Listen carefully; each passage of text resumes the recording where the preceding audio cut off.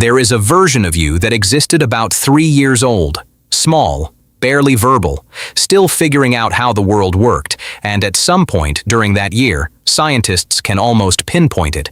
You did something that no other creature on this planet does quite the way you did it.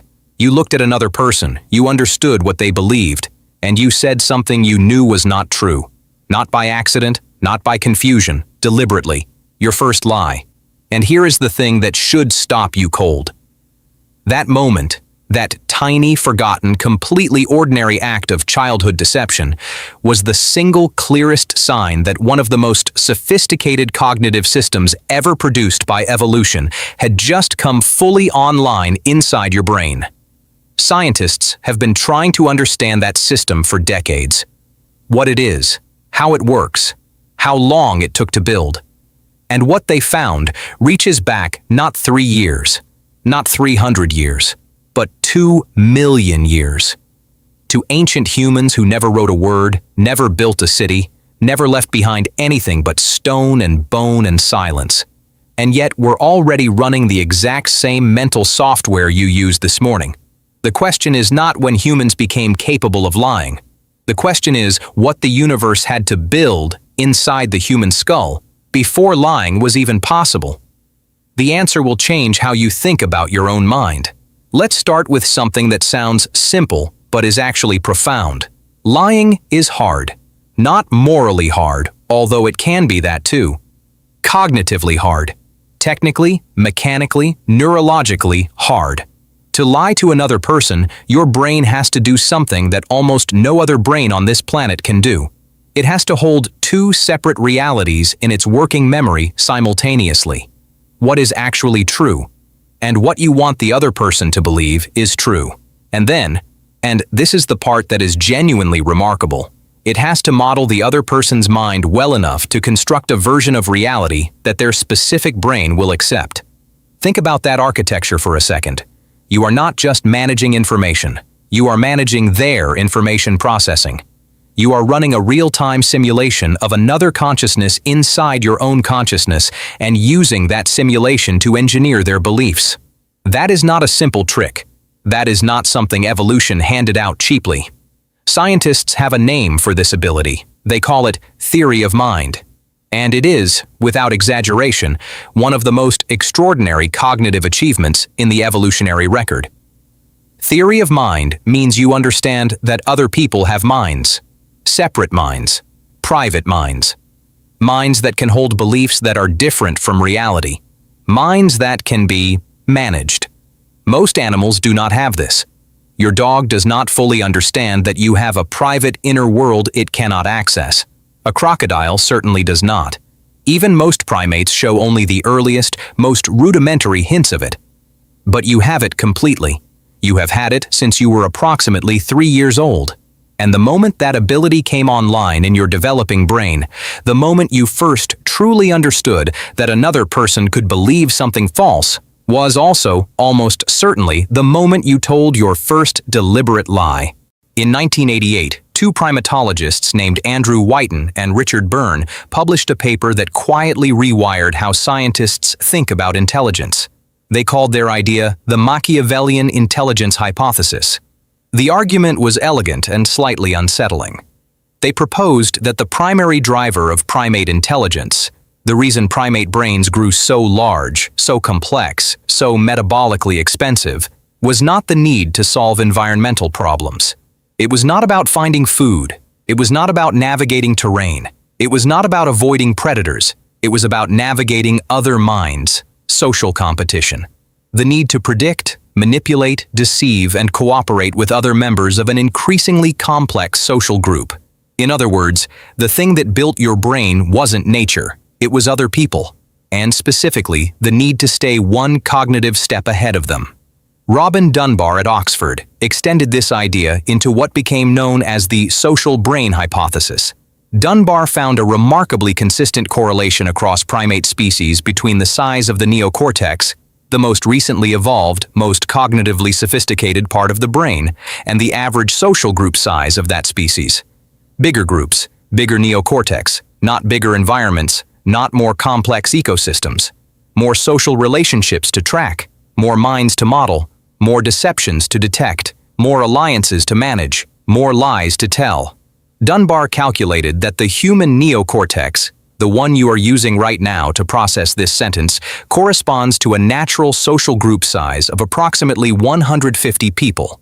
That number is now called Dunbar's number, and it shows up everywhere: hunter-gatherer band sizes, village populations throughout history, military company sizes.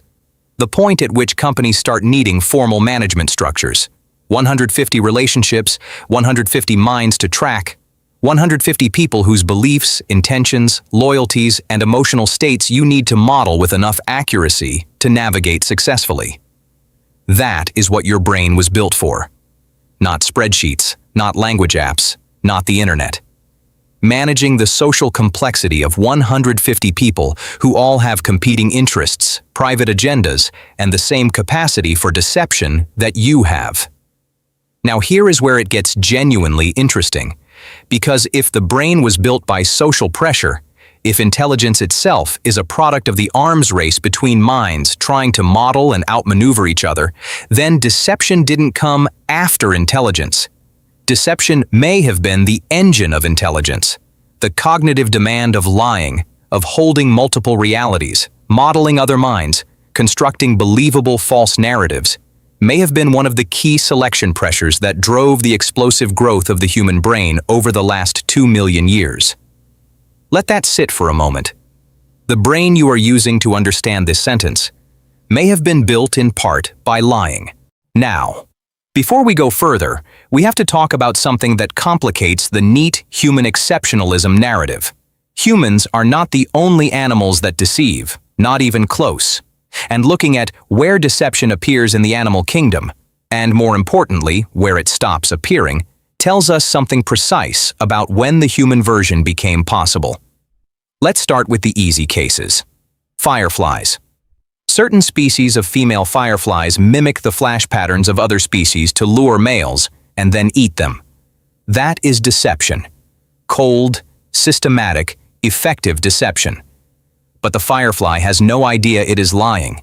There is no mental model of the victim's beliefs being constructed and manipulated.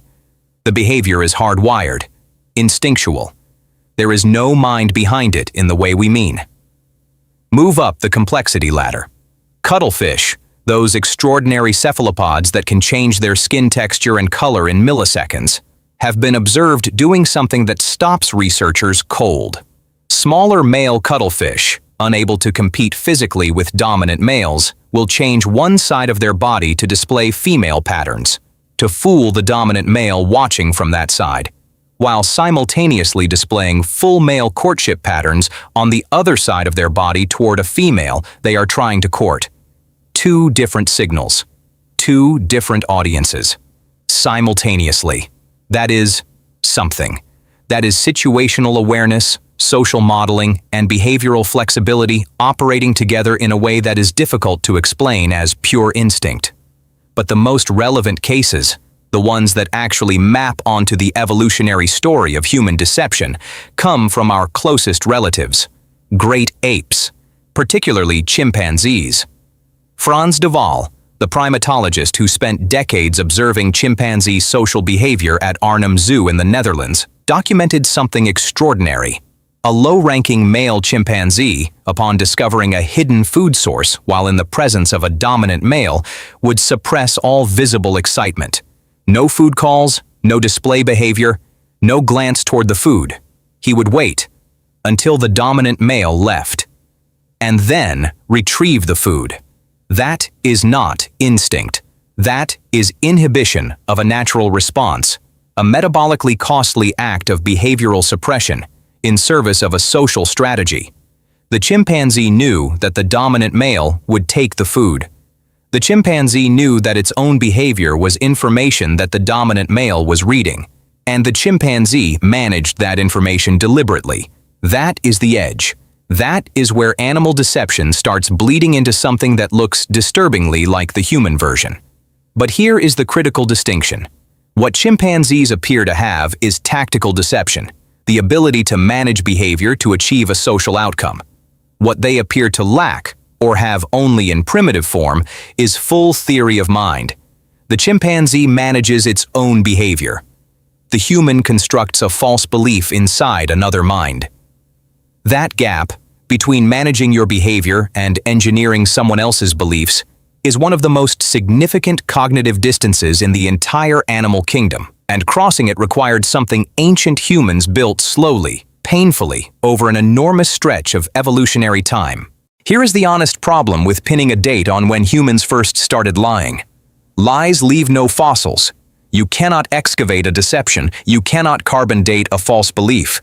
The archaeological record is completely silent on the moment some ancient human first looked at another ancient human and said something they knew to be untrue. So scientists have to work backwards, using the cognitive infrastructure that lying requires as a proxy for when lying became possible.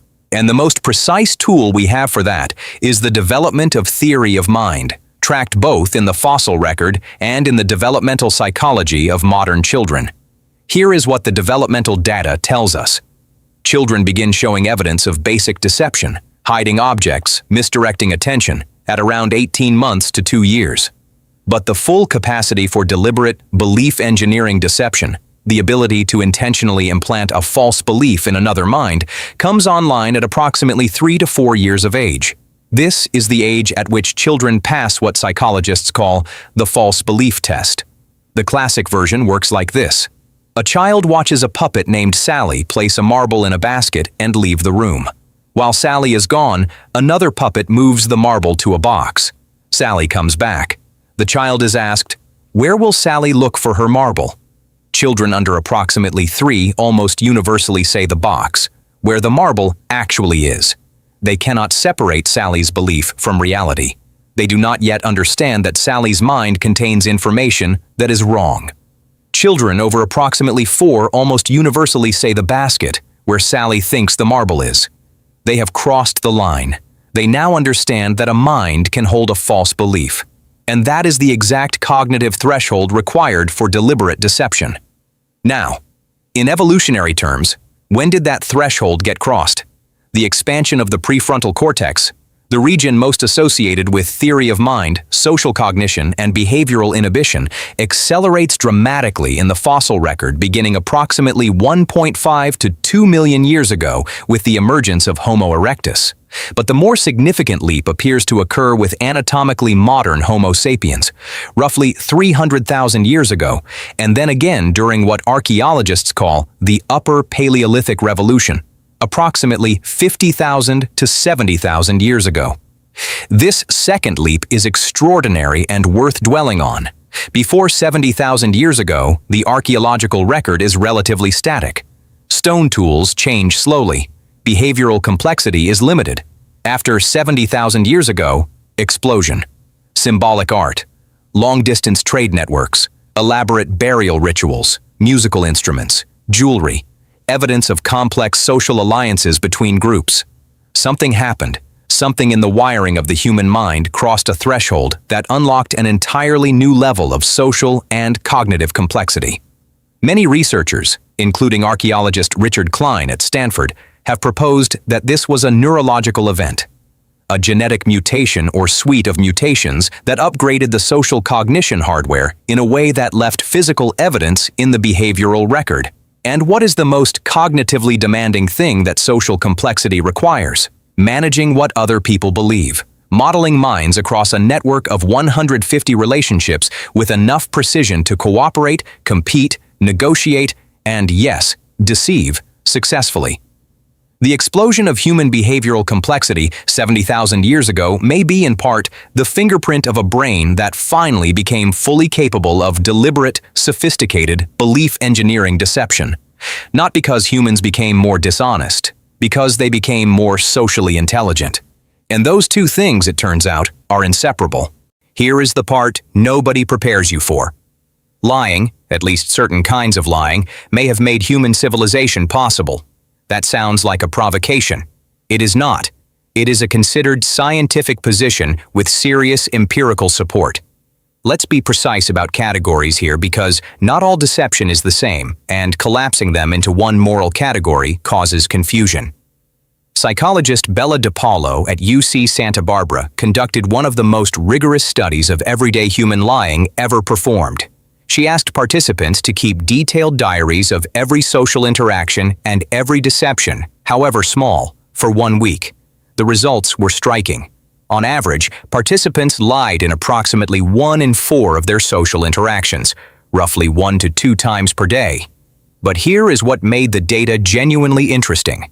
The vast majority of those lies were not self-serving.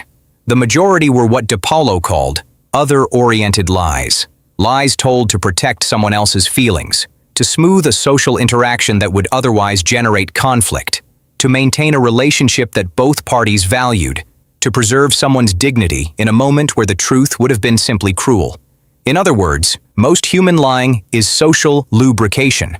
It is the cognitive mechanism by which 150 people with competing needs, fragile egos, genuine conflicts of interest, and the full catastrophic weight of human emotion manage to live together, cooperate, and not destroy each other on a daily basis.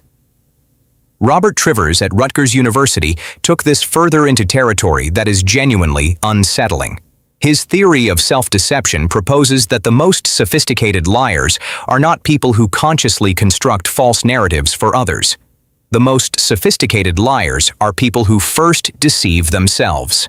Because a liar who genuinely believes their own lie, at some functional level, produces none of the micro-expressions, none of the vocal stress patterns, none of the behavioral tells that trained observers use to detect deception. The most convincing false belief you can install in someone else is one you partially hold yourself. Trivers argued that self-deception, the brain's ability to hide information from its own conscious awareness in service of a social strategy, evolved because it made deception more effective. Your brain, right now, is hiding things from you. Not because it is broken, because it is optimized. Because for 200,000 years, the humans whose brains managed information most strategically, including managing what their own conscious mind had access to, survived and reproduced more successfully than those who didn't. Michael Gazzaniga at UC Santa Barbara, one of the pioneers of split brain research, identified something he called the left brain interpreter. A system in the left hemisphere of the brain that continuously constructs coherent, plausible narratives to explain behavior, even when those explanations are flatly wrong, even when the real cause of the behavior is completely inaccessible to conscious awareness. The interpreter doesn't know it's confabulating, it generates the explanation, automatically, confidently, and with full conviction. You have done this today. You have explained a behavior to someone, or to yourself, and the explanation felt completely true. And it was, at best, a sophisticated approximation. At worst, a story your left hemisphere invented in real time to make your behavior seem more coherent than it actually was. This is not pathology. This is the system working exactly as evolution designed it. Let's be honest about something. Everything we have covered so far, the Machiavellian brain, theory of mind, tactical deception, the left brain interpreter, points toward a conclusion that is uncomfortable precisely because it is accurate. You are a deception machine. Not in a broken way, not in a shameful way, in an engineered way. Your brain spent 2 million years being shaped by the selective pressure of social competition into an instrument of extraordinary social intelligence. And social intelligence, real social intelligence, requires the ability to manage what other people believe. Sometimes honestly, sometimes not. The average ancient human living in a band of 150 people navigated a social environment of almost incomprehensible complexity. Alliances that shifted, hierarchies that were constantly being tested, resources that were contested, relationships that required constant maintenance. Surviving that environment, not physically but socially, required a mind that could model other minds with precision, predict their behavior, influence their beliefs, manage their emotional states. Ancient humans who were cognitively incapable of deception were not more virtuous, they were more vulnerable. They were the ones who didn't see the alliance shifting against them until it was too late. They were the ones who couldn't navigate the social politics of resource distribution. They were the ones whose genes are less represented in you today. And here is the other side of that coin, one that is just as important. The same brain that can deceive is the brain that can detect deception. Theory of mind cuts both ways. The ability to model another mind well enough to implant a false belief is identical to the ability to model another mind well enough to recognize when one is being given a false belief. Ancient humans were not just liars. They were extraordinarily sophisticated lie detectors. Every social interaction was a simultaneous exchange of information and a real-time audit of that information's reliability. Trust and deception didn't exist in opposition to each other. They co-evolved. They are, at the deepest architectural level, the same cognitive system operating in different directions. The brain that can lie is the brain that can trust. And the brain that can trust is the brain that can build something that lasts longer than one generation. So, when did ancient humans first start lying? The honest answer, and there is something beautifully appropriate about that phrase in this context, is that we cannot name a date. We cannot excavate the first false word ever spoken. We cannot find the fossil of the first mind that understood another mind well enough to mislead it. What we can say is this. By the time the archaeological record shows us humans making art, trading across hundreds of kilometers, burying their dead with ritual and intention, all of that requires social complexity.